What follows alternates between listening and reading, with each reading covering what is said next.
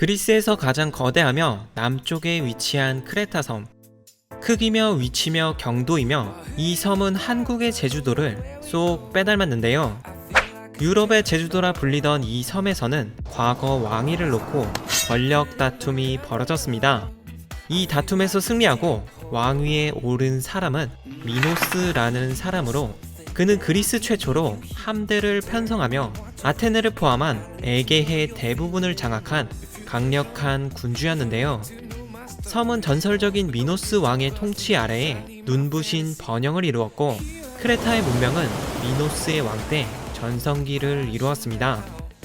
하지만 그러한 미노스 왕에게도 한 가지 거대한 오점이 있었는데, 바로 소와 인간의 모습이 섞인 자식인 미노타우루스였죠.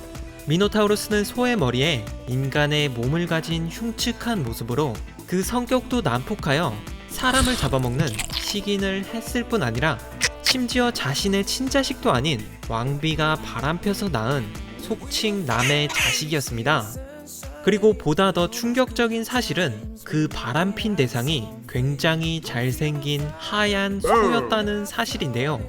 한 나라의 왕비가 미치지 않고서야 소아의 아이를 낳을 수 있나 싶지만 여기에는 다 그럴 만한 이유가 있었습니다.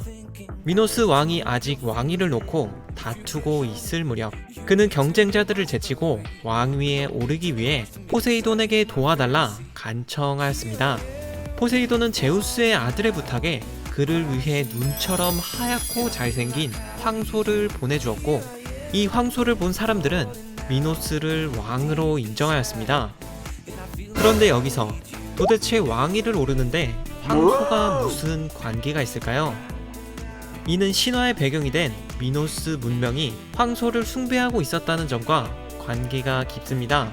그들에게 있어서 신성한 황소를 신이 직접 보내주었다는 것은 왕이 될 자격을 가지기에 충분한 사실이었던 것이죠. 한편 소를 받아 왕이 된 미노스는 그 황소를 포세이돈에게 다시 돌려주어야 했습니다. 하지만 너무나도 잘생기고 그들에게 높은 가치를 지닌 황소를 미노스는 돌려주고 싶지 않아 하였고, 결국 그는 다른 황소를 포세이돈에게 바쳤습니다. 이에 포세이돈은 자신을 속인 미노스에게 웬일로 합당하게 분노하였고, 포세이돈은 미노스의 왕비인 파시파에게 하얀 황소와 사랑에 빠지도록 저주를 걸게 되었죠. 파시파에는 너무나 잘생긴 황소를 사랑하였고 황소와 정을 나누고 싶어 했습니다. 하지만 인간이 백날 황소를 좋아해봤자 황소가 인간을 좋아할 리 없었고, 정을 통하기는커녕 난폭한 황소를 만지는 것조차 쉽지 않았는데요. 이에 그녀는 전설적인 명장 다이달로스를 부르게 됩니다.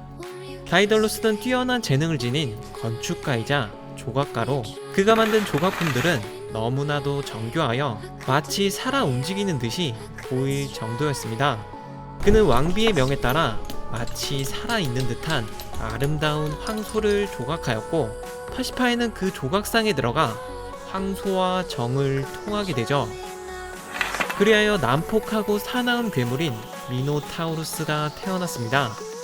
왕비가 황소를 낳았다는 충격적인 소식은 곧바로 미노스 왕에게 전해졌고, 미노스 왕은 깊은 고뇌에 빠지게 됩니다. 그는 왕가의 수치인 이 자식을 없애버리고 싶었지만 파시파의 아버지가 태양신 헬리오스였고, 그 손자인 미노타우루스를 함부로 죽일 수는 없었는데요.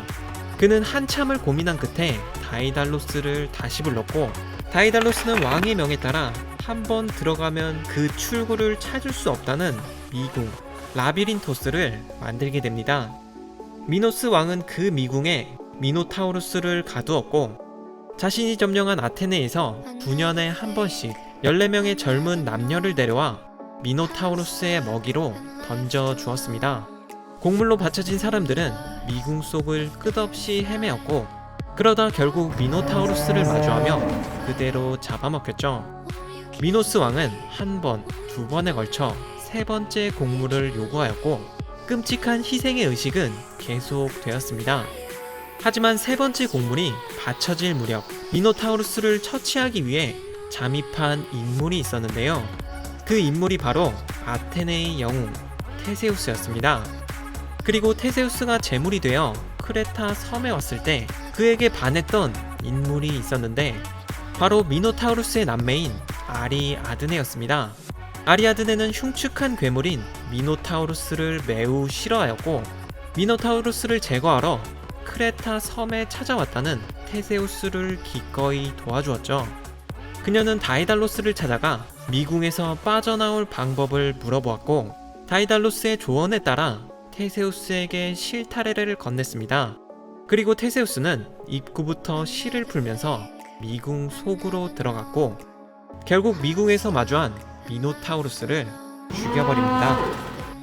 테세우스는 여지껏 달성한 업적들과 더불어 여기서 미노타우루스를 제거한 것을 계기로 헤라클레스와 비견되는 영웅으로 인정받게 되었습니다.